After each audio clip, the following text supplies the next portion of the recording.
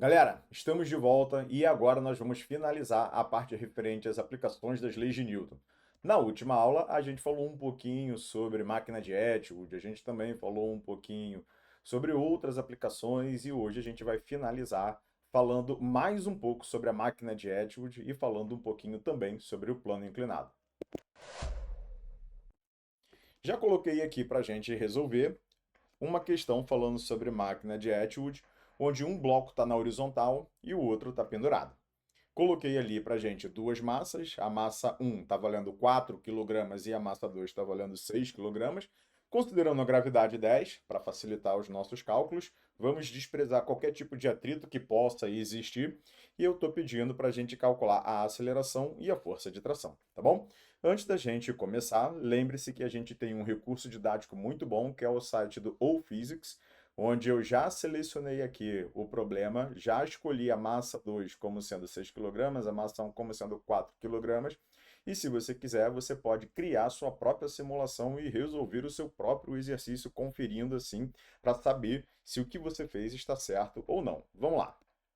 Bom, gente, como eu já tinha mencionado antes para vocês, quando a gente estiver diante de um problema que envolve leis de Newton, a primeira coisa que a gente deve fazer é escrever o diagrama de corpo livre ou simplesmente escrever as forças, tá bom? Então vamos pegar esse bloco aqui grandão e a gente vai desenhar as forças que atuam sobre ele, tá? Ah, e é possível que na aula de hoje vocês sintam uma presença canina, né? Hoje os cachorros aqui do vizinho estão bem participativos, então pode ser que eles queiram participar também da nossa aula. Vamos lá, gente. Eu vou escrever aqui, ó. No centro do bloco um, nós temos o peso do bloco um. A gente sabe que o peso é uma força que atua na vertical para baixo e a gente sabe calcular o peso. Eu vou colocar logo o valor dele, levando em consideração que a gente já escolheu a massa 1 de 4 kg e a gravidade como sendo 10. Isso quer dizer que se você multiplicar 4 vezes 10, porque é assim que a gente calcula o peso, massa vezes gravidade, nós temos aqui cerca de 40 newtons. Esse é o peso do bloquinho 1. Mas olha só, o bloquinho 1 está encostando numa superfície, né? Embora eu tenha feito ele ali 1 milímetrozinho para o alto, mas foi sem querer, tá bom? Ele está encostando na superfície sim. E a gente sabe que quando um objeto está em contato com uma superfície, existe uma força chamada tração. Desculpa, normal. E a normal, ela forma um ângulo de 90 graus com a superfície. Nesse caso, seria para cima. E como esse bloquinho não vai nem subir e nem afundar, nós podemos dizer que a normal, nesse caso, vai ter o mesmo valor que o peso. Então, se a gente acabou de descobrir que o peso está valendo 40, a normal aqui em cima também vale 40. Mais uma vez, reforçando a ideia de que existe um equilíbrio no eixo vertical. Esse objeto não vai subir, não vai afundar. Ele só vai se mover para frente. Isso quer dizer que essas duas forças se juntam, formam uma resultante igual a zero. Além disso, existe uma corda que está puxando esse objeto para frente, esse bloco para frente. E nós sabemos que a força exercida por cordas é chamada de tração. Agora sim, tração. Então, vou desenhar uma tração puxando esse objeto para frente, vamos chamar a tração de T. E lembrando que tração e normal não tem fórmulas prontas. A gente precisa analisar o contexto para descobrir como calculá-las, tá? No caso, eu descobri o valor da normal igual a 40, porque eu sei que o peso é 40 e nesse problema eles são iguais. Bom, de qualquer forma, já acabei o diagrama de força do corpo 1, peso normal e tração. Sendo que o peso e normal se cancelam, sobra a tração como sendo a resultante do corpo 1. Tá, vamos analisar agora o corpo 2, que é esse corpo aqui que está pendurado. A gente vai desenhar também todas as forças que atuam sobre ele, sendo o peso uma força que puxa ele para baixo, e a gente sabe, mais uma vez, calcular o peso, peso do bloquinho 2, é a massa de 2 vezes a gravidade. Vou olhar aqui em cima só para a gente conferir. A massa de 2 é 6 kg e a gravidade é 10. Então, 6 vezes 10 daria 60 newtons. Legal. Não tem normal no bloco 2, porque ele não está em contato com nenhuma superfície. Ele está pendurado por uma corda. Então, se ele está pendurado por uma corda, existe uma força chamada tração. Essa tração atrapalha ele de cair mais rápido, né? Então, a gente vai colocar uma força contrária ao movimento. Está aqui o valor da tração. E como eu tinha falado no vídeo passado para vocês, como nós temos a mesma corda, nós temos a mesma tração nos dois corpos. Tudo bem? Então aqui está feita a nossa primeira parte. Isso é tão importante, mas tão importante, que existem questões que só pedem para a gente montar o diagrama de força. Tá bom? Bom, mas aqui a gente está precisando calcular uma aceleração e uma força de tração. Legal. A partir disso, a gente vai olhar para cá e a gente vai imaginar o seguinte, olha. Quando esse bloquinho 1 se mover, ele vai se mover para frente. Essa é a direção do movimento do bloquinho 1. O bloquinho 2, na hora dele se mover, ele vai descer. Então, o movimento do bloco 1 é horizontal para a direita. O movimento do bloco 2 é vertical para baixo. Tudo bem? Então vamos escrever agora a segunda lei de Newton. Força resultante é igual massa vezes aceleração. Nós vamos usar essa fórmula para o bloco 1 e depois a gente usa a mesma fórmula para o bloco 2. Vai cair um sistema de equações e aí a gente resolve o sisteminha. Ó, já estão participando aqui com a gente. Ó. Vamos lá, gente. No bloco 1, quando você olha para o desenho, a normal e o peso se cancelam. A única força que sobra é a força de tração. Podemos dizer que a resultante, nesse caso, é a própria tração. Só sobrou ela. Aqui a gente vai colocar a massa do bloquinho 1, que a massa do bloquinho 1 está escrito lá em cima, vale 4 kg. 4. E a aceleração a gente ainda não sabe quem é, então a gente repete. Ou seja, a minha primeira equação ficou T igual a 4 vezes A. Vamos escrever agora a mesma equação, a mesmíssima equação, só que agora a gente vai fazer isso para o bloco 2. Força resultante, massa vezes aceleração. Bloco 2. Vou olhar o bloco 2 só para lembrar o que está acontecendo com ele. Ó, o bloco 2 está caindo, está se movendo para baixo, e existem duas forças na direção do movimento. Repara bem. Existe uma tração que puxa ele para... Uma tração não, um peso que puxa ele para baixo, a favor do movimento. Logo, vai ser uma força positiva. E existe uma força contrária ao movimento, que seria a força de tração, que nesse caso vai ser negativa. Você tem um vetor para baixo, um vetor para cima. Lembrando que a gente calcula a resultante de dois vetores com sentidos opostos, subtraindo. Como esse objeto está descendo, a gente vai colocar o peso como positivo e a tração como negativo. Então, no lugar da força resultante, vai ficar, ó, 60, que é o peso que puxa ele para baixo, menos a tração. E do lado direito da fórmula, você vai colocar a massa de 2, que vale 6 kg, vezes a aceleração. Legal, então eu tenho aqui minhas duas equações, vou dar uma olhadinha para as duas aqui, deixa eu destacar para vocês. Olha só as nossas duas equações. Essa aqui é a primeira e essa aqui é a segunda equação. Eu vou montar um sistema com essas duas equações e se você viu o vídeo passado, você sabe que para a gente resolver esse sistema é só somar as duas equações. Legal, então acompanha aqui comigo. Ó, nós temos o seguinte nesse sistema. Um instantinho que esqueci de selecionar a caneta. Sistema de equações. Legal. Então, o meu sistema consiste na primeira equação que fala que t é igual a 4 vezes a, certo? Só conferir aqui, exato, lá embaixo, ó, tá vendo? T igual a 4a. E a outra que é 60 menos t igual a 6a. 60 menos t igual a 6 vezes a. Tá aqui o nosso sisteminha. Lembre-se da dica que eu passei para vocês na aula passada, que se você somar as duas equações, você já consegue resolver o problema com toda a tranquilidade do mundo, porque em cima você tem uma tração positiva, embaixo você tem uma tração negativa.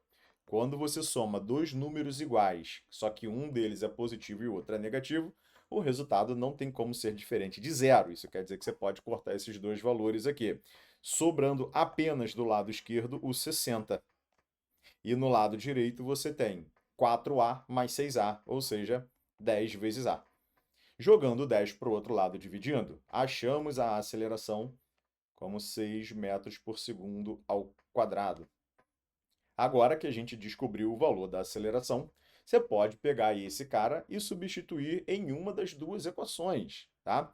Você pode substituir na equação número 1 ou você pode substituir na equação número 2. Você vai concordar comigo que a equação número 1 é mais fácil, não é? Porque olha só, a equação número 1 diz para gente que a força de tração pode ser calculada pegando a aceleração e multiplicando ela por 4. A gente acabou de descobrir o valor da aceleração, não deu 6? Então fica 4 vezes 6. Isso quer dizer que nós temos uma força de tração igual a 24 newtons. Prontinho, problema resolvido. Já conseguimos determinar aqui o valor da força de tração e o valor da aceleração desse sistema. Com essa máquina de Atwood, onde tem um objeto na horizontal e o outro na vertical. Diferente da que nós fizemos no vídeo passado, onde as duas estavam na vertical. Problema encerrado, podemos chegar aqui e dar mais um cheque. Ó, segundo exercício de máquina de Atwood. E agora vai faltar apenas o plano inclinado sem atrito. Fica comigo até o final, que eu vou dar um macetezinho para você resolver plano inclinado sem atrito, onde só existem as forças peso e normal. Nesse caso, eu consigo dar uma dica no final para vocês, tá? O meu plano inclinado tá aqui. Acabei de desenhar ele. A gente tem um bloquinho que vai escorregar para frente, paralelo à rampa, para baixo. Eu falei para você considerar o seno e o cosseno do ângulo, a massa e a gravidade. São esses valores que eu escolhi. Eu quero que você calcule para mim a aceleração. Bom, como não era de se esperar, né? A gente vai começar a resolver esse problema desenhando as forças que atuam sobre o objeto. Legal. Então a gente sabe que, independente de qualquer coisa, o objeto tem um peso que seria na vertical para baixo. Então você vai desenhar o peso dele assim, ó. Peso. Tá ótimo. Lembrando que a gente sabe como que se calcula peso. É a massa do objeto multiplicado pela gravidade. Então a massa do objeto, deixa eu mostrar aqui para vocês, ó, 5 e a gravidade é 10. Então nós temos um peso 5 vezes 10 igual a 50 newtons. Além do peso, a gente tem outra força atuando sobre o sistema, que é a força normal. E a força normal, ela sempre forma 90 graus com a superfície de contato. Então, ela sairia assim. Ó, formando 90 graus com a superfície de contato. Então, essa aqui é a força normal. E como eu já mencionei para vocês, a normal não tem necessariamente o mesmo valor que o peso. Só vai ser igual ao peso se as duas forças estiverem alinhadas e não houver nenhum tipo de movimento acelerado na vertical. Bom, e isso na presença só delas duas. É cheio de casos particulares para a gente falar que a normal é igual ao peso, tá? Então é bom que você não fique com essa ideia fixa na cabeça, porque na maior parte dos casos elas são até diferentes, tá? Bom, esse aqui é o primeiro exercício onde as forças não ficam com a mesma direção. Se você fizer, né, um retorno o que foi discutido, você vai reparar que exatamente em todos os casos que foram discutidos, as forças sempre estavam na mesma direção. Elas poderiam até ter sentidos opostos, mas elas estavam na mesma direção. E nesse caso aqui, ó, você tem uma normal que é paralelo ao plano e você tem um piso que é vertical para baixo. Nesse caso, a gente vai ter que fazer o seguinte: a gente vai pegar o plano cartesiano, que a gente está acostumado a trabalhar com ele, eixo x e eixo y, e eu vou recomendar vocês. Recomendação, não é uma obrigação.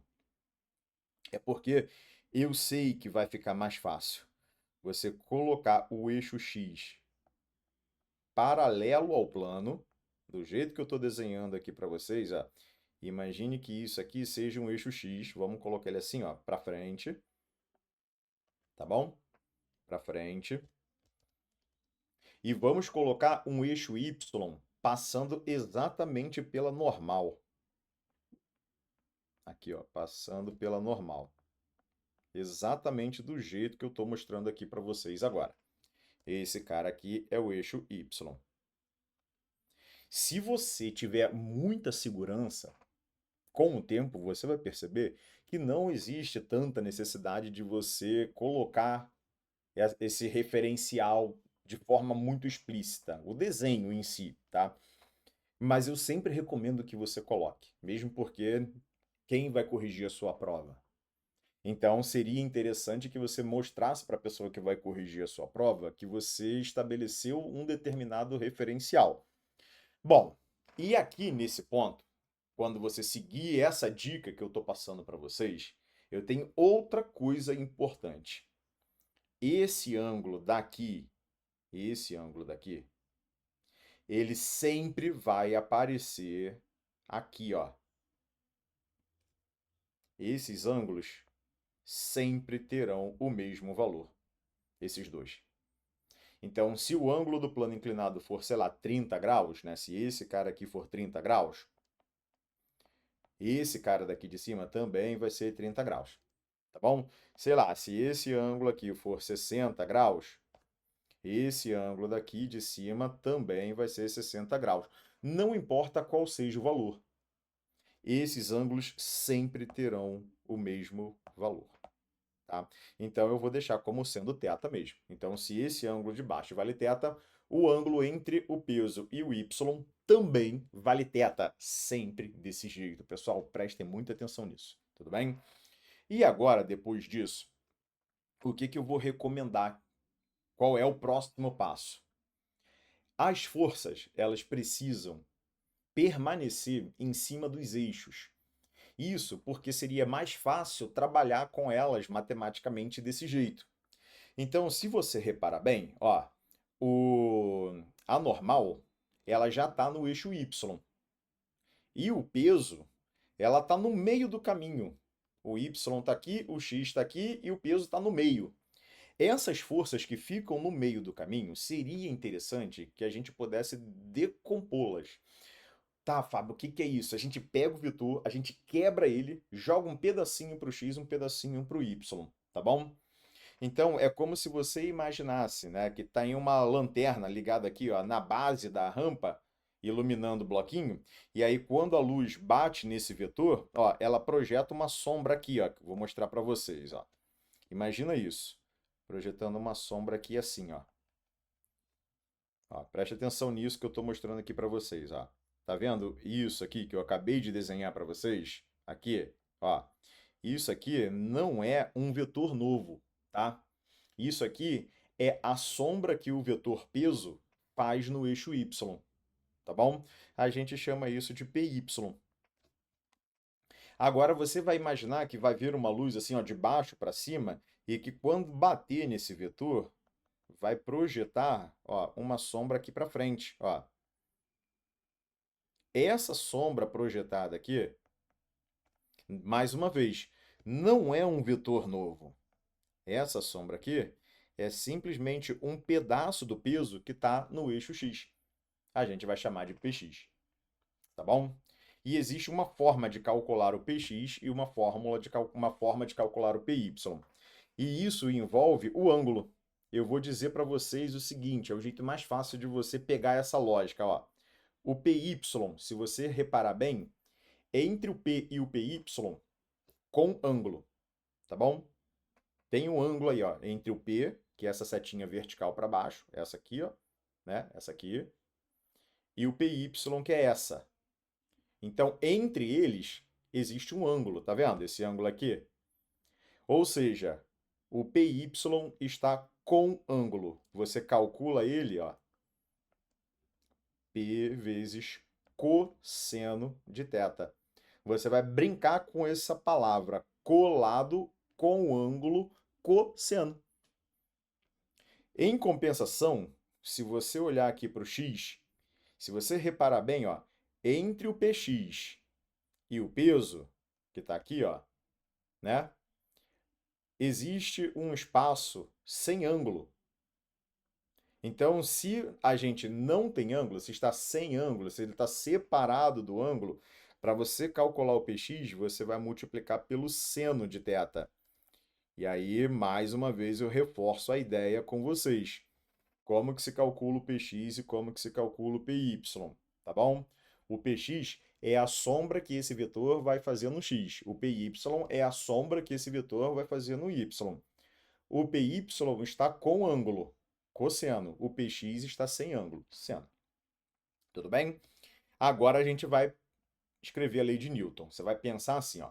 Se esse bloquinho descer, ele vai se mover paralelo ao plano para baixo. A normal e o PY são duas forças que vão se cancelar. Por quê? Porque se a normal fosse maior do que o PY, esse bloquinho ia dar um pulinho no plano. Ele ia subir no plano. Se o PY fosse maior, ele ia cavar um buraco nesse plano e ia afundar. Como o objeto não vai subir e nem afundar, essas duas forças se cancelam, sobrando apenas o Px, ou seja, a força que vai puxar ele na direção do movimento. E aí, quando você for escrever, se você quisesse descobrir aqui, né, quem é a normal, ó, se a questão perguntasse quem é a normal, você diria para mim que é o P cosseno Y, cosseno θ. Tá? Então, quem é o valor de P? P é 50. Quem é o cosseno de θ? Está escrito aqui embaixo, ó, 0,8. Isso daria 40 newtons. Esse é o valor da normal. Agora, para a gente descobrir a aceleração, que foi o que realmente a questão pediu para a gente, você vai fazer o seguinte, ó. Sobra apenas o Px puxando ele para frente. Tá vendo? Na direção do movimento só tem o Px. Não tem outra força que puxa ele para frente e não tem nenhuma outra força puxando ele para trás. Então a gente escreve o seguinte, olha. A força resultante é massa vezes aceleração, de acordo com a segunda lei de Newton. Sendo que a força resultante é o próprio Px. Então, o Px é P vezes seno de θ, né? Está escrito lá em cima, massa vezes aceleração. O peso é 50 newtons. O seno de θ está escrito aqui, ó, que é 0,6. Legal. Então, 50 vezes 0,6 igual. Massa é a quantidade de quilogramas dele, que é só 5, vezes a aceleração que eu quero descobrir. Bom, ou seja, aqui vai dar 30 igual a 5 vezes A. Aí você joga o 5 para o outro lado dividindo. Aí você escreve que a aceleração é 30 dividido para 5, ou seja, 6 metros por segundo ao quadrado. Bom, essa aplicação, a primeira vez que a gente olha para ela, ela parece muito complexa, ela parece muito difícil. Com o tempo, isso tudo vai ficando muito mais natural, só que é importante praticar. Quando a gente fizer 2 ou 3 exemplos desse caso, sozinho, você vai começar a encarar isso com um pouco mais de naturalidade. Fica muito mais fácil de fazer, tá bom? E mesmo assim, eu ainda vou passar um macetezinho para vocês. Mas eu gostaria que vocês entendessem que não pode usar isso em qualquer situação. Então a gente vai ter um macete que pode ser usado no plano inclinado sem atrito, sem atrito, e somente com peso e normal. Só podem haver essas duas forças. Se houver outra força atuando no objeto além do peso e da normal, você não pode usar esse macetezinho. E o macete é que, no final das contas, a aceleração é igual a g vezes o seno de θ. Olha só, a gravidade é 10 e o seno de θ é 0,6. 6 metros por segundo ao quadrado. Mesmo resultado que a gente fez aqui do outro lado, ó, usando, né, toda a complexidade por trás do assunto. Bom, é importante que você saiba fazer esse problema de maneira completa, porque o macetezinho não vai funcionar em todos os casos, tá? E se você tiver curioso para saber da onde que vem esse macetezinho, é muito simples. Se você chegar aqui, ó, Px igual a massa vezes aceleração, olha o que que eu vou fazer para você, ó. Px igual massa vezes aceleração. Px é a mesma coisa que P vezes seno. Essa é a formulazinha do Px que a gente acabou de ver. Lembrando que o peso é massa vezes gravidade. Se você reparar bem, acontece uma coisa interessante aqui, ó. A massa não importa, então eu poderia esconder de vocês a massa, que você chegaria no mesmo resultado. Isso quer dizer que um objeto muito pesado e um objeto muito leve aceleram do mesmo jeito pelo plano inclinado sem atrito, tá bom? E aí sobra o macetezinho que eu acabei de falar para vocês, ó. A igual a G vezes seno de θ. Se houver outra força além do Px, aí essa fórmula não serve. Você tem que adaptar ela a essa nova condição. Então, querer gravar casos particulares é muito complicado. Por isso que a técnica que a gente acabou de descrever aqui é muito boa para você aprender, porque a gente consegue resolver todos os problemas a partir dela, tá bom? Seja fácil, seja difícil, seja muito complexo, seja muito simples, essa forma de raciocinar sempre vai ajudar você, tudo bem? Isso aqui eu acabo as aplicações das leis de Newton. A gente pode combinar, de repente, de falar sobre algumas outras aplicações aí, tá? Se você quiser alguma aplicação específica, você pode comentar aqui, você pode pedir, e a gente conversa sobre as necessidades que forem surgindo, tá bom? Gente, até a próxima!